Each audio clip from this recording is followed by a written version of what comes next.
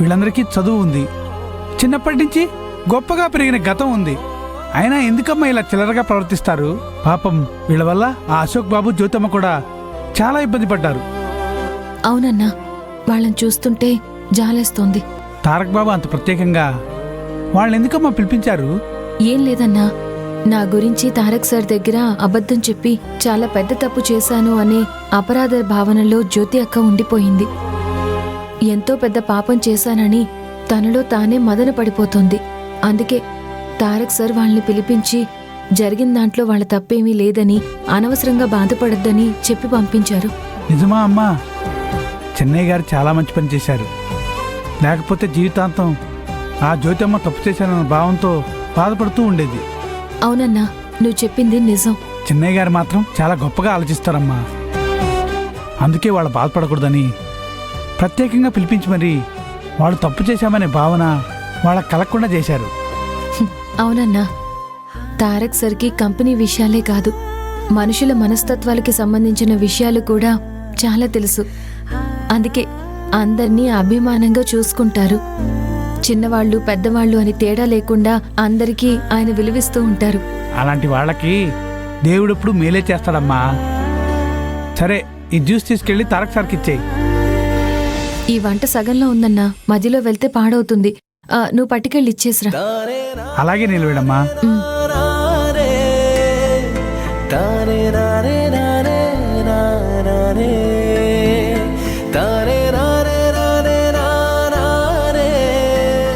చెన్నయ్య గారు, జ్యూస్ తెచ్చాను. కుక్టేష్, నీలవేణి ఎక్కడ? వంట చేస్తుంది చెన్నయ్య గారు. కుక్టేష్, ఏంటి చిన్నయ్య? మీ కాదంబరి మేడం నీలవేణి విషయంలో ఏం చేసినా సరే ఓ మాట నా చెవిలో వెయ్యి, అర్థమైందా? ఈ ఇంట్లో నీలవేణమని అనేవాళ్ళు కాదంబరి అమ్మగారు మాత్రమే కాదయ్యా. అంటే ఇంకెవరున్నారు? కాంచనమ్మగారు కూడా ఉన్నారు కదయ్యా. నిజానికి కాదంబరి అమ్మగారైనా మధ్య మధ్యలో గ్యాప్ ఇస్తారేమో కానీ కాంచనమ్మగారు మాత్రం నీలవేణమని రాచి రంపాన పెడుతూనే ఉంటారు. ఒక్క క్షణం కూడా నీలవేణమ్మ సంతోషంగా ఉంటే అస్సలు చూడలేరు. ఎంతసేపు నీలవేణమ్మ ఏడుపుని చూడాలని కోరుకుంటారు. అసలు కాంచనమ్మ గారు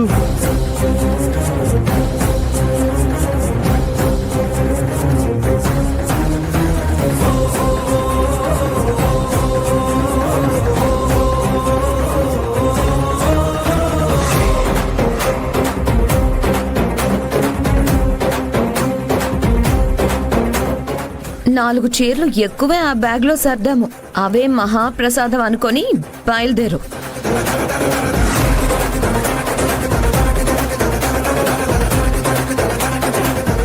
ఇది చెన్నయ్య గారు జరిగింది.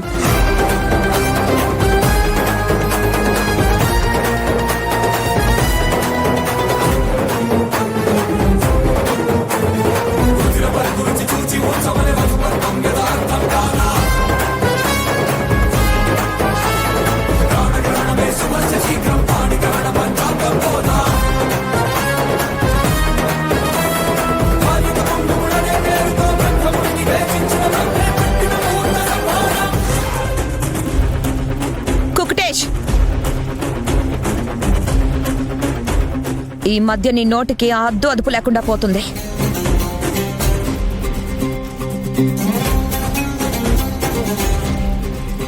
చెన్నయ్య గారు, నేను వెళ్తాను. కుక్టేష్,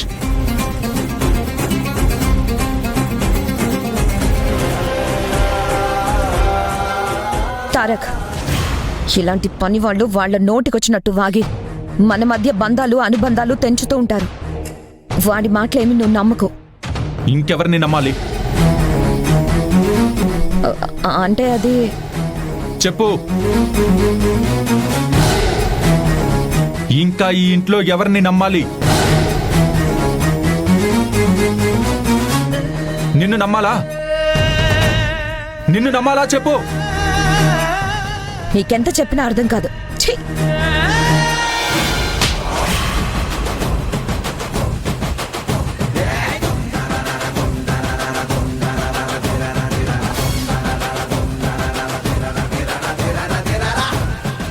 తారక్,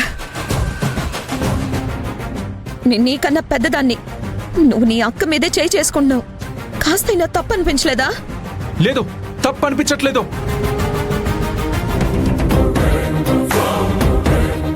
సాటి ఆడదాని మీద జాలి లేని మనిషివి